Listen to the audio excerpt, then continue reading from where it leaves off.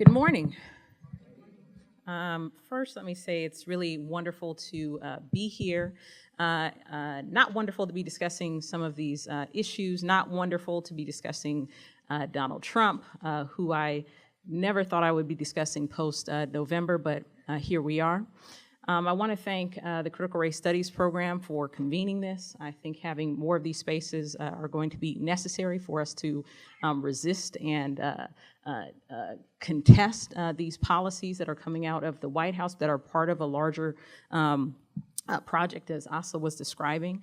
I want to thank Jasleen in particular for her work and for the staff of the Critical Race Studies program for bringing all of us together. If we could give them another round of applause.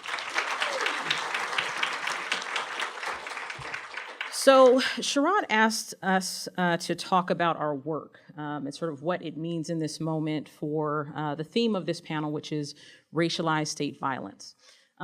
With regard to my work, I think about this a lot, right? I think about and I write about racialized and gendered forms of state violence through the lens of the carceral state, examining this country's archipelago of jails, prisons, detention centers, schools, hospitals, and welfare offices.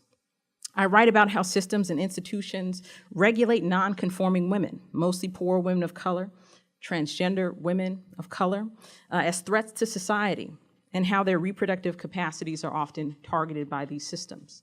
I think about them in my work, and I also think about them now in a position that requires me to think about policy. I was recently appointed to be a member of the Los Angeles County Sheriff's Civilian Oversight Commission, and probably you will think this is funny after you finish, after you hear what I have to say. When I told Cheryl Harris about this, she literally did laugh. She was like, "You got appointed," and yes, I did.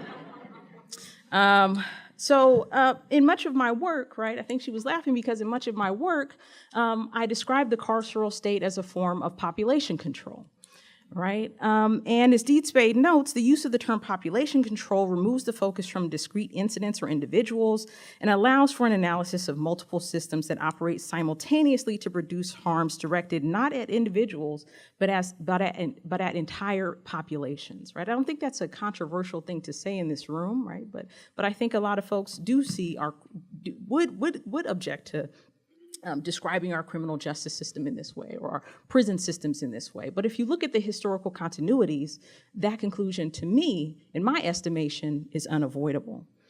And whiteness is at the core of population control, right? It's the baseline against which deviance is measured, and unsurprisingly, it's at the core of criminalization and imprisonment as a mechanism of population control, right? Through criminalization, we're able to mark people as deviant, as violators of social norms, as different, distinct, and stigmatized with a permanent outsider status. And most importantly, this identification of criminality is inherently in tension and oppositional to citizenship, right? So we'll talk about why those two framings are really important at this moment. Right, and this moment is part of a long, and when I say this moment, I'm referring to the things that Asa was talking about, right, the immigration bans, and an executive order that was signed by Donald Trump that's received lesser attention, but one that directs additional resources to be sent to domestic law enforcement. Right, I'm gonna talk about that a little bit more and how it fits into the narrative that Asa was describing. Right, this moment is part of a long and rich history of policing and criminalization as a means of regulating and disciplining conformity with whiteness or nonconformity with whiteness, and to facilitate national projects steeped in whiteness. So, for example, we have practices of banishment and containment to police or discipline conformity with normative standards of whiteness, racialized citizenships, and heteropatriarchy. So what do I mean by banishment, right? I can cite a few examples. Right, we can look at the Chinese Exclusion Acts, right? Literally removing people from our borders or preventing them from entering. Mass deportations in the early 20th century. Racialized standards for admission into this country. We can talk about containment, right, as another mechanism of population control. Broad use of the criminal justice system to regulate people who were labeled vagrants, right? Broad vagrancy laws that basically regulated people's ability to move through public spaces if they were seen as non-conforming because of their race, looking at the black codes, or because of disability, looking at things called the ugly laws in places like California, or because they were poor or didn't have jobs, or because they were non-conforming with regard to their gender identity or their sexuality. Right, in this place in Los Angeles, right, our sheriff's department grew out of this history, right? The jail system grew out of this history of regulating non-conforming men in particular, right? That was the foundational history of Los Angeles County. Kelly Little Hernandez has done some great work identifying these trends. And that's the history of banishment and containment to regulate non-conformity.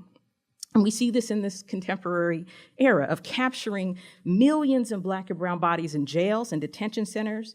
They're restricted from reproducing. They're contained inside. They're banished from our borders.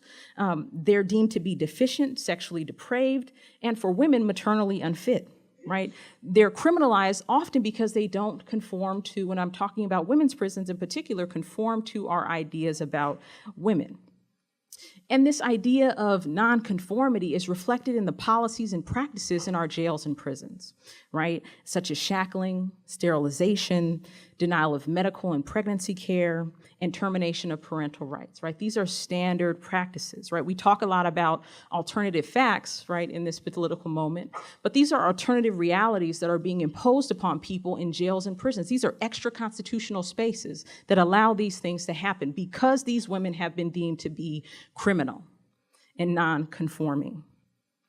And in this moment, we see that language of criminality being deployed with reckless abandon, right?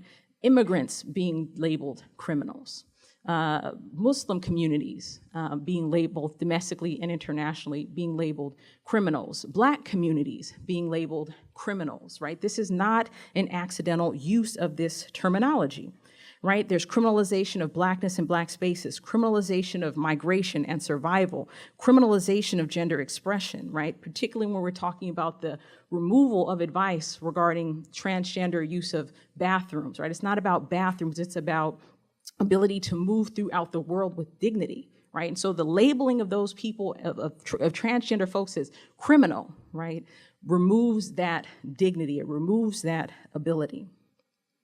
So where are we at, right? I wanted to talk briefly before I close, and I have about 3 minutes, about this labeling of criminalization, right? So you have Donald Trump throughout the campaign talking about places like Chicago, right? And talking about gangs and talking about violence, right? Completely in opposition to the facts, right? Threatening to send the National Guard into Chicago, endorsing practices like stop and frisk, right? Basically what he is doing is not only endorsing this in the domestic space, but he's extending it into immigration, right? This is one large stop and frisk, right? These executive orders, right? And it's all made possible because of this label of criminalization.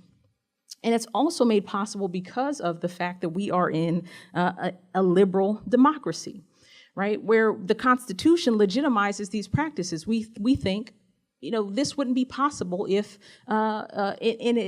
these practices wouldn't be possible because we have a constitution that would regulate them.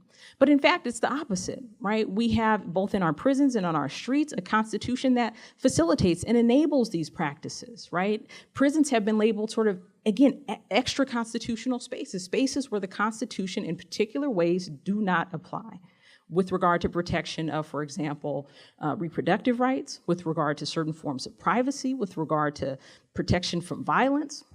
Right? The courts have ruled in many instances that the Constitution simply doesn't extend as far as prisoners. And we're having these debates about how far the Constitution extends vis-a-vis immigration. Right? The Supreme Court is hearing cases now about an individual who was killed on the Mexican border by an ICE agent. And the question is, does the Constitution extend that far? How far does the Constitution extend in regulating the plenary power of the federal government? So far, we've gotten good rulings from federal courts with regard to the executive orders, but that shouldn't fool us into thinking that the Constitution will protect us.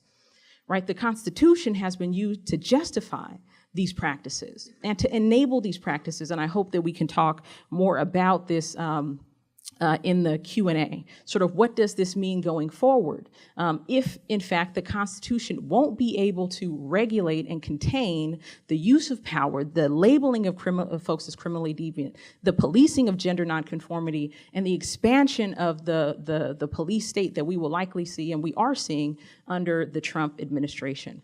Thank you very much.